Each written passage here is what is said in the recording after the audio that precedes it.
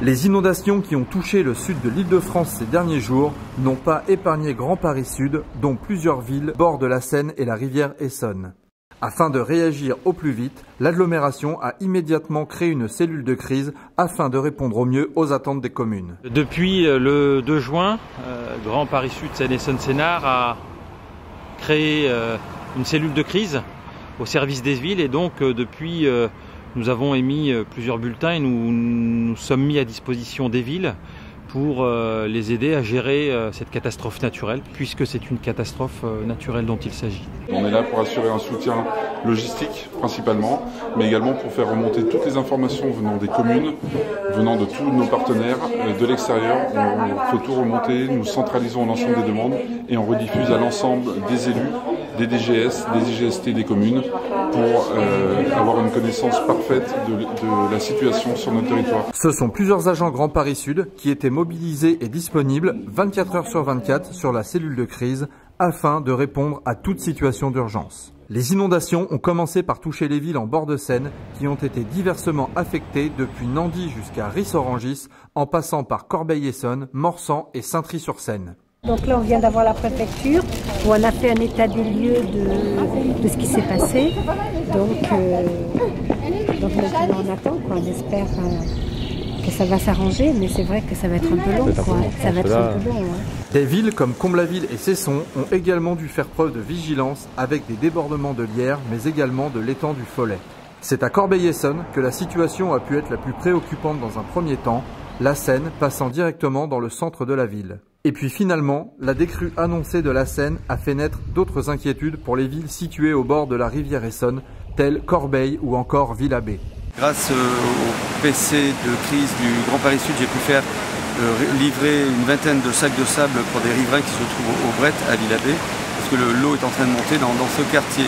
Et aujourd'hui, j'ai pris la décision d'évacuer 2 immeubles qui se trouvent sur l'île de Moulin-Galant, donc en bordure de l'Essonne, qui va déborder cet après-midi. Plusieurs familles ont trouvé refuge dans ce gymnase de Villabé, comme dans beaucoup d'autres villes de l'agglomération. Ce sont des agents communaux, des bénévoles ou encore des élus qui veillent au bon fonctionnement du dispositif. On les a recueillis depuis mercredi dernier, on les a nourris, logés. On a eu une grande participation de la Croix-Rouge pour nous amener des lits. On a la police municipale qui nous a aidés et puis on a eu beaucoup d'aide des citoyens de Villabé que je remercie. Gabi, allez Gabi. Oh Gabi. Oh, c'est un peu le bazar dans la cuisine. Excusez-nous, hein. Il y a tellement de choses. Il n'y a pas de bazar, on fait ce qu'on peut. Non, on fait ce qu'on peut, mais je veux dire, on a tellement de choses à stocker. Voilà, comme ça, Le Premier ministre, la préfète, les députés, présidents du Conseil général et régional ont témoigné de leur soutien en se rendant sur place. La décrue est maintenant amorcée, mais une nouvelle tâche commence.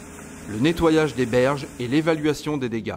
Et en attendant les aides annoncées par l'État, la région et le département, tous les services sont sur le pied de guerre pour rendre la voirie accessible le plus rapidement possible. Là ? Tu continues là ou... En moyen humain, nous avons une balayeuse qui est montée sur un tracteur. Donc dans un premier temps, nous déblayons la voirie pour permettre l'accessibilité. Et dans un deuxième temps, lorsque ce sera plus sec, nous passerons un coup de Karcher et aussi de pelle mécanique pour enlever le plus gros dégoût. La balayeuse, venue spécialement de la ville de Grigny, montre la solidarité et la complémentarité des communes de Grand Paris Sud.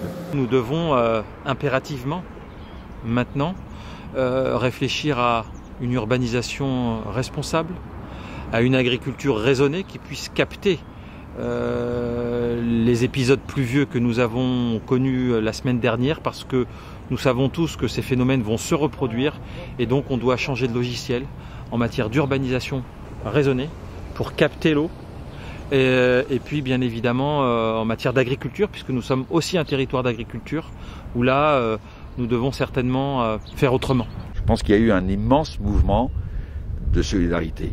Cette crue, elle est exceptionnelle et elle a en même temps révélé que lorsque l'on additionne tous les services publics, communaux, intercommunaux, les syndicats, je pense notamment au syndicat des eaux, le SIARS, Je pense également évidemment aux services d'incendie et de secours, à la protection civile. Ça a été quand même de nouveau, on l'avait déjà connu, un grand moment de solidarité, et ce qui montre que lorsque les gens se mobilisent, eh bien, nous arrivons à maîtriser les événements.